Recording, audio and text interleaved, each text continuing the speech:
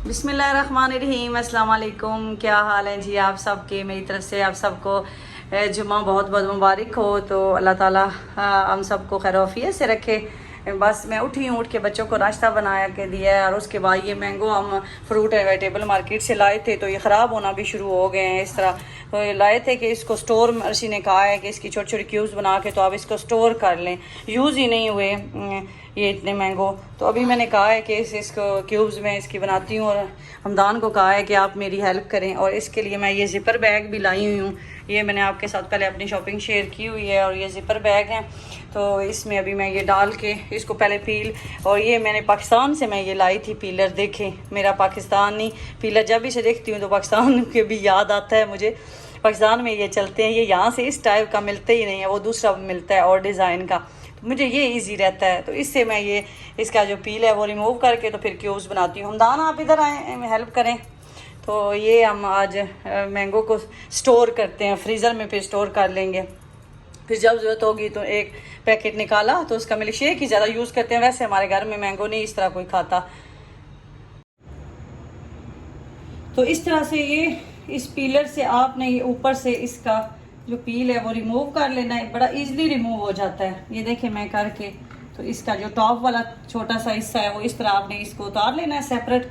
और उसके बाद ये इस तरह से ये उतार के तो फिर आप इसका पील उतार लें। ये हमदान इसका जो स्टिकर टाइप है ना, ये वॉश करने से भी नहीं उतरता। देखें कितना ईजी हो जाता है, इतना मज़े का। नाइफ से सही नहीं होता, क्योंकि सॉफ्ट, ज़रा थोड़े से सॉफ्ट भी हो ना मैंगो, तो उनका जो पील है वो सही नहीं उतरता। तो इस पीलर से इतना आसानी से ये मैं उतार लेती हूँ ना। मैं वैसे भी अगर आम मैंने बच्चों ने खाना हो या कभी मिल्क शेक भी बनाऊँ ना, तो मैं इस तरह इस पीलर से उतारती हूँ। ये मेरा पाकिस्तानी पीलर इतना मज़े का है। तो ये जी मैं अभी इसको स्टोर करूँगी, फिर कभी मिल्क शेक जब बनाना होगा तो निकाल के एक पैकेट में से। तो ये इस तरह से, तो इस तरह से सारे जितने भी ये हमने मैंगो लेके आए हुए हैं, इस तरह से ये कितना मज़े का। ये इसका पील रिमूव किया, रख लिया, और उसके बाद इसको ज़िपर बैग में हमदाना आप देना, उसको ज़िपर बैग ओपन करें तो अब उसमें ये इसकी क्यूब्स डालेंगे। तो ज़िपर बैग में लाई थी मीडियम साइज़ के। और मैं भी सीलर ढूंढ रही हूँ, ये जो हीट वाला सीलर मिलता है ना प्लास्टिक बैग को जो सील करता है, तो वो मुझे बड़े साइज़ में मिलते हैं। तो मैं कहती हूँ बड़े साइज़ में मुझे क्या करना है, मुझे तो छोटे साइज़ में चाहिए। किचन में कभी कोई बैग कोई चीज़ से पैकेट ओपन करते हैं तो हम उसको क्लोज कर लें। वो स्टेपलर अप्रॉक्सीमेटली वो स्टेपलर के साइज़ का भी मिलता है। तो ये जी इतने मज़े का इस पीलर से हो जाता है। जो भी थोड़ा सा ख़राब हिस्सा होता है ना, वो खुद ही ये निकाल भी देता है साथ। देखिए ये यहाँ से थोड़ा सा ख़राब था तो इसने निकाल दिया, बाकी इतना मज़े का इसे पील इसका उतार लिया गया। तो अब मैं इनके क्यूब्स बना लेती हूँ, और बना के तो फिर इसको मैं स्टोर कर लूँगी। ये देखें कितना बारीक साइज़ का पील उतरा है, और इतने अच्छे तरीके से ये इसका पील रिमूव हो गया। ये मैंगो मेरे रेडी हैं। अभी मैं इनको क्यूब्स बनाती हूँ। ये उधर बिन में गिरा के आए ज़रा। और ये ज़िपर बैग लाई हूँ इस साइज़ के, 21 सेंटीमीटर के ये ज़िपर बैग है, और इसमें 30 पीसेस हैं ज़िपर बैग के। तो इसमें भी हम क्यूब्स बनाएंगे और उसके बाद हम इसमें डाल देंगे। इस तरह से ये इसको भी इसके जो बड़े बड़े पीस हैं वो निकाल के कुछ इस तरह से, फिर ऐसे। तो बस अभी बच्चों को छुट्टियाँ हैं तो मैंने कहा चले मैं ये काम कर लेती हूँ। पहले ये होता था कि बच्चों को जी स्कूल छोड़ आए, फिर बच्चों को ले आए, फिर बच्चे आते हैं, फिर बच्चों को होमवर्क करवाया। तो बस इसी तरह इतना बिजी शेड्यूल होता था। तो अब अल्हम्दुलिल्लाह बाहर गर्मी भी है, बच्चे भी बेचारे आते थे स्कूल से, तो कोई काम ही नहीं होता था। तो अब इस तरह के काम इंशाल्लाह करेंगे। तो ये मैंने ये काट लिए हैं आम के। अब इनको मैं छोटे छोटे इस तरह क्यूब्स टाइप में काट लूँगी। इस तरह से आप इनको बना के तो फिर ये ज़िपर बैग में डाल देंगे। ये फिर जितना आपको ज़रूरत हो मिल्क शेक में किसी चीज़ में भी है, तो आपने जब फ्रीज़र में इसको आपने फ्रीज़र में स्टोर करना है। ये इस तरह से ये कट के, तो मैं तो स्टोरेज बॉक्स भी लाई हुई हूँ, तो देखूँगी अगर उसमें आ जाते हैं तो फिर मैं उसमें ज़िपर बैग में डाल के तो उसमें कर दूँगी। तो ये देखें ये क्यूब्स जितने आपने साइज़ रखना है इसका, छोटा बड़ा आप रख सकते हैं। क्यूब्स का भी आप बना लें ये इस तरह से। तो मैंने तो मोस्टली हम लोग मिल्क शेक बनाते हैं, मैंगो बहुत कम खाते हैं। इस तरह से मैंने क्यूब्स इसकी बना ली। तो अब मैं इसको ज़िपर बैग में डालती हूँ। ये ज़िपर बैग है।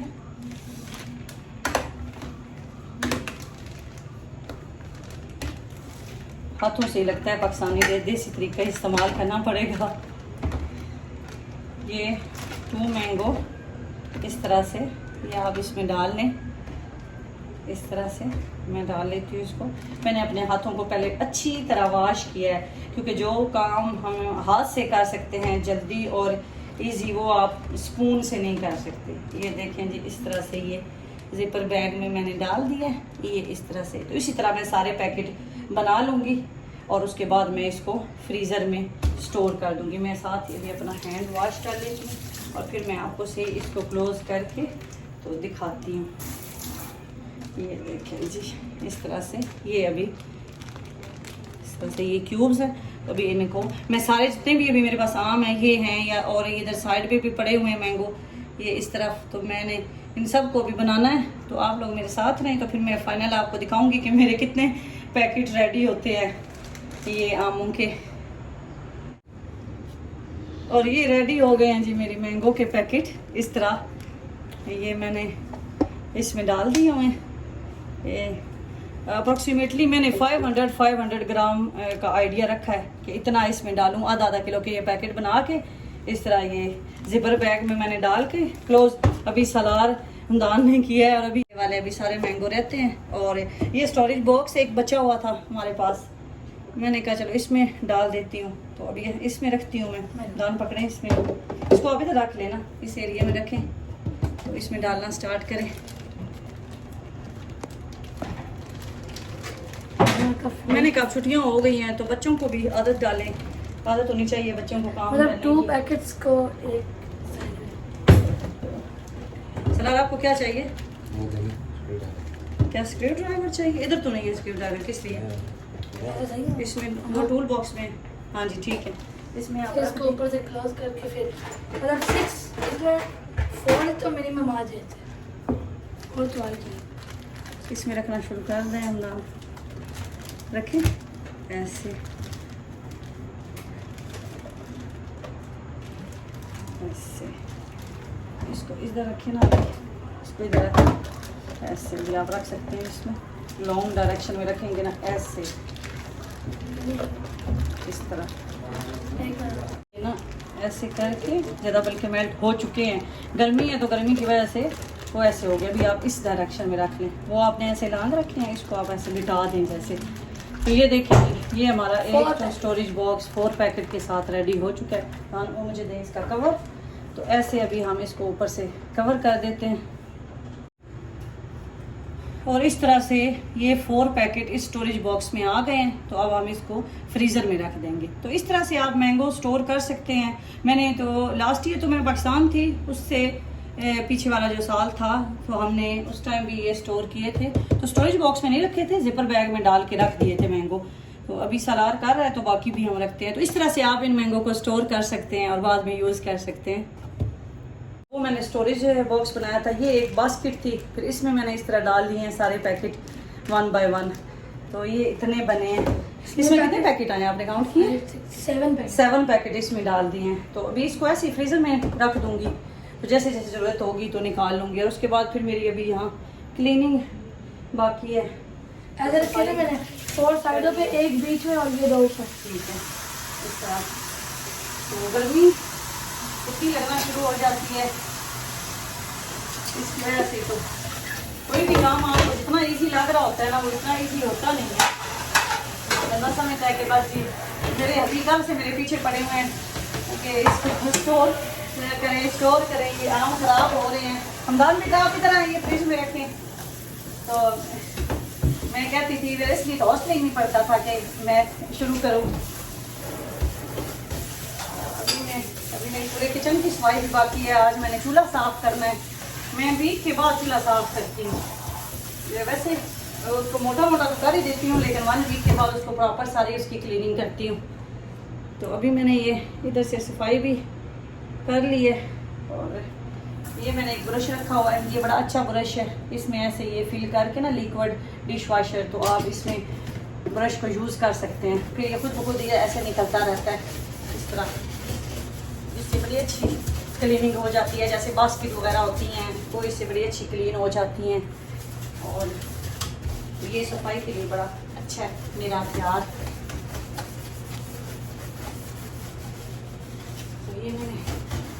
इनको साफ कर लिया। फिर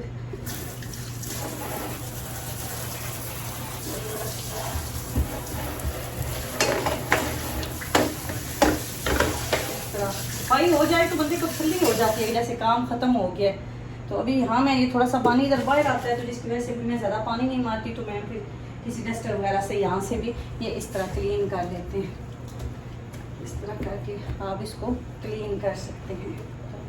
बस अल्हम्दुलिल्लाह मेन काम जो है वो हमारा हो गया है, जो होने वाला था। तो बस मेरा रह गया चूल्हा साफ। तो मैं वो आपको अभी चूल्हे की एक ज़रा लुक दिखाती हूँ ना कि चूल्हा मेरा कितना गंदा हुआ पड़ा है। इस दफ़ा ज़्यादा आप जिस वीक में हम बिरयानी बनाते हैं ना, उस वीक में तो चूल्हे का बुरा हाल हो जाता है। तो अभी ये हमदान आप ये ले जाएं उधर, बेटा गिरा के आए गार्बेज रूम में, और मैं यहाँ से भी तो ये गार्बेज रूम में गिरा के आए, डस्टबिन में ना गिराएं, फिर ऐसे छोटे छोटे इसके ऊपर वो आने लग जाती हैं मक्खियाँ, और वो ऐसे उड़ने वाली बूंदी टाइप ना, इस तरह। ये दोनों एक दूसरे के अंदर रख लेना ऐसे, भाई को बुलाएं और ये उठा लें। मैं क्लीनिंग तो कर लिए, और देखिए मेरा सिंक कितना अच्छा क्लीन हो गया। ये बेटा गिरा के आए गार्बेज रूम में, अभी आप देखें कितनी अच्छी सफाई हो गई है यहाँ से। इस तरह से सफाई का सीन कितना अच्छा ये। और अभी मैं ज़रा आपको व्यू करवाऊँ ना मेरे चूल्हे का क्या हाल हुआ पड़ा है। इस तरफ चूल्हा मेरा पड़ा हुआ है, ये देखें जी मेरे चूल्हे का आप ज़रा हाल देखें क्या है मेरे चूल्हे का हाल, ये कितना गंदा हुआ पड़ा है। तो अभी मैं इसको स्टार्ट करती हूँ इसकी क्लीनिंग। ये मैंने अभी वॉश किए हैं बर्तन।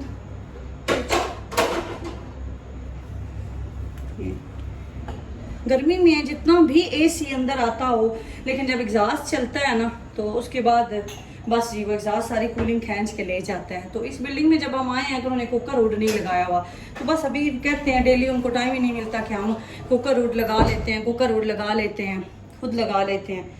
तो हालांकि जब वो क्या कहते हैं ना, घर का वो पीर वो हिसाब है कि हम खुद काम करने वाले हैं, कॉन्ट्रैक्टर हैं, लेकिन उसके बावजूद काम घर का कोई ख़राब हो जाए तो बड़ी मुश्किल से ठीक होता है। तो अब इसको मैं ज़रा फ्रिज में रख लूँ, आप मेरे साथ रहें, तो फिर मैं अपने चूल्हे की जो सफाई है वो किस तरह से करती हूँ, क्या करना है मैं वो आपके साथ शेयर करूँगी। और चूल्हे के क्लीनिंग के लिए मैं इनको तो मैं वॉश कर लेती होती हूँ इस तरह से निकाल के ये। और उसके अलावा ये मैं यूज़ करती हूँ, ये डिटोल वाला मैं इसलिए यूज़ करती हूँ तो जर्म्स वगैरह हों तो ये ख़त्म हो जाए, ऑल पर्पज़ क्लीनर। और ये मैं नया लाई हूँ, इसको मैंने अभी नहीं ट्राई किया, ये लॉयल। इसके ऊपर भी स्टोव बना हुआ है कि ये भी स्टोव के लिए है, मल्टीपर्पज़ क्लीनर है। तो आज मैं इसको भी ट्राई करूँगी कि किस तरह ये रिजल्ट देता है। चूल्हा साफ़ करना भी एक मुश्किल अमल है, ऑयली होता है। तो यहाँ ये मज़े की चीज़ है कि दुबई में पानी गर्म करने की आपको ज़रूरत नहीं होती, वैसे ही पानी इतना गर्म होता है।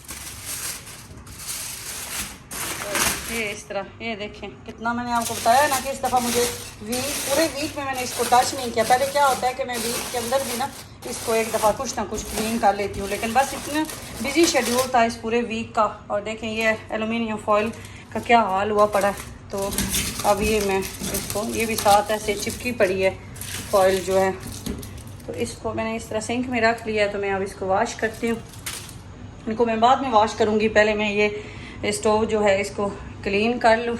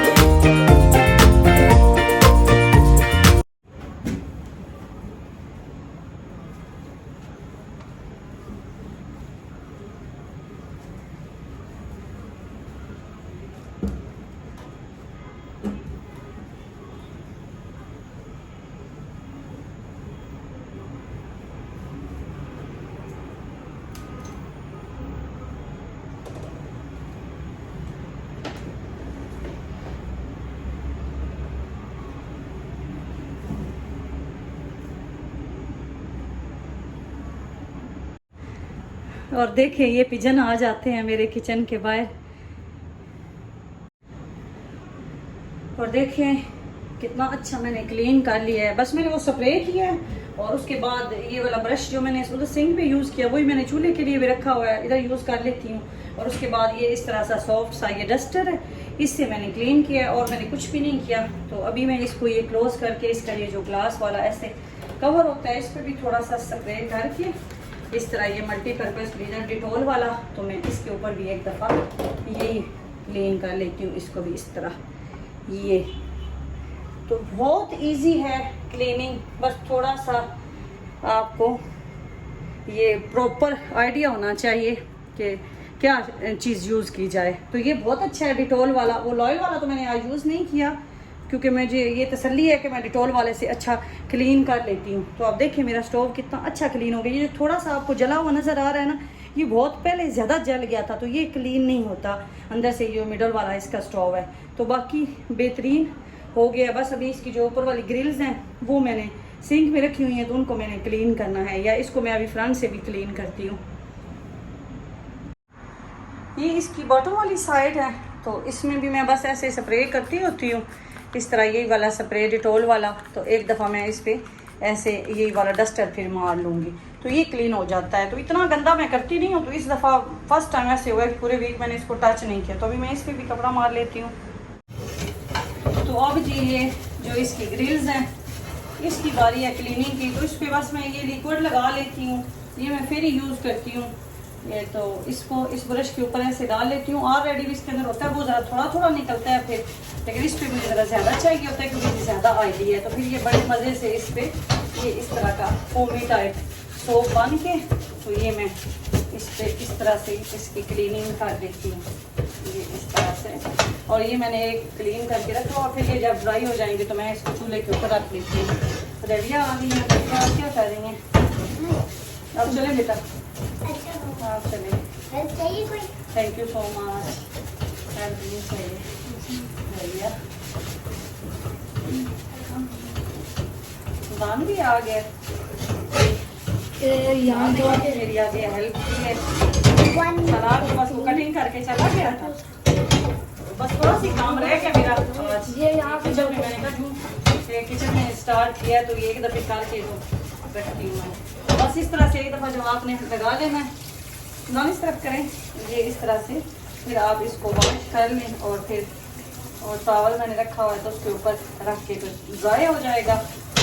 इसका एक दफ़ा पानी निकल जाएगा, जब आप सीखते हैं तो उसके बाद हम इसको स्टोव के ऊपर एलुमिनियम फॉइल के लिए बंदाना आपकी मुझे हेल्प चाहिए। एल्युमिनियम फॉइल जी ये देखें, ये इस तरह से ये ग्रिल भी क्लीन हो गई है। और अब इसको हम इधर रखें इस तरह, ये हम क्लीन कर करके तो उधर रखते जा रहे हैं। 3 ग्रिल्स होती हैं, तो इस पर ज़्यादा से ज़्यादा मेरा क्लीन होने में ये जो ग्रिल है 10 to 15 मिनट लगते हैं, क्योंकि वही बता रहे ना कि आप अपना चूल्हा गंदा करके क्लीन करेंगे तो फिर उसकी क्लीनिंग ज़रा मुश्किल हो जाएगी। इसलिए ये है कि आप ज़्यादा से ज़्यादा एक वीक बाद कर लें और वीक के अंदर भी आप 1-2 दफ़ा इसको साथ साथ क्लीन करते रहें।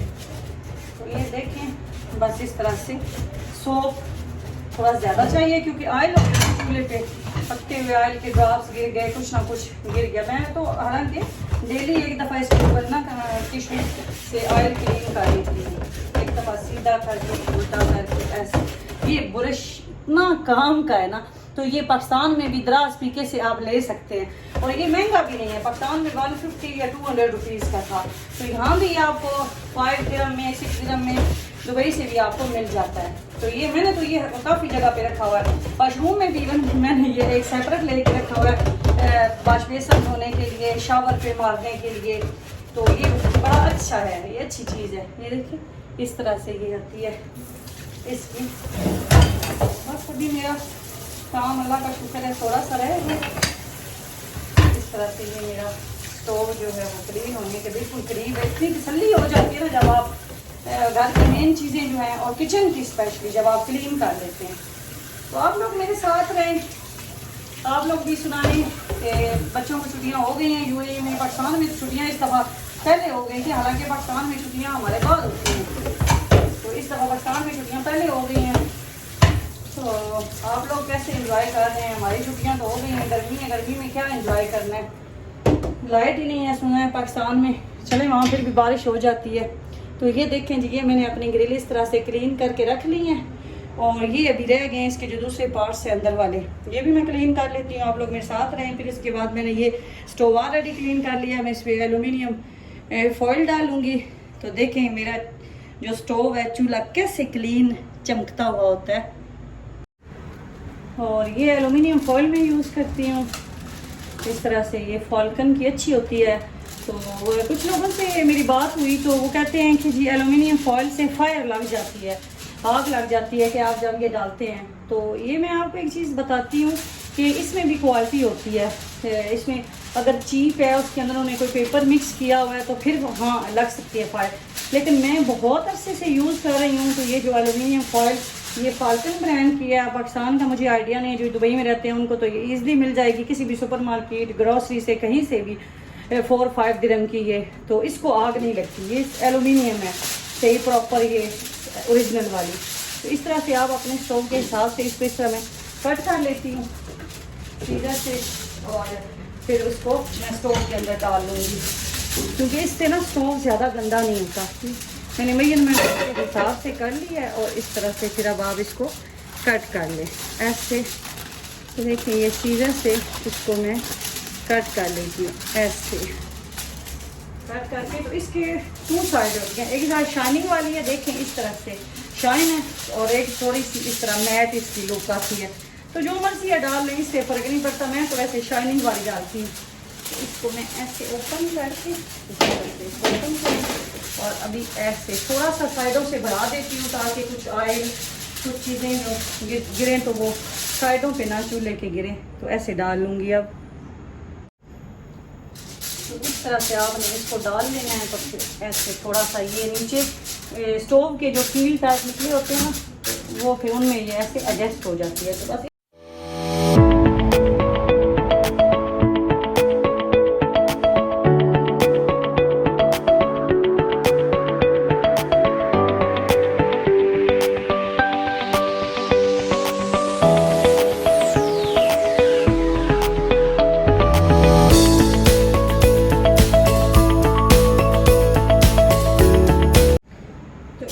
ये इसका दूसरा पार्ट भी, ये फिर बटन से मैंने इसकी हाइट जो है ना, ये देखें आप बटन से थोड़ी ऊपर रखिए। ये बटन हमारे हैं स्टोव के और ये आपने बटन कवर नहीं करने जो इसके हैं।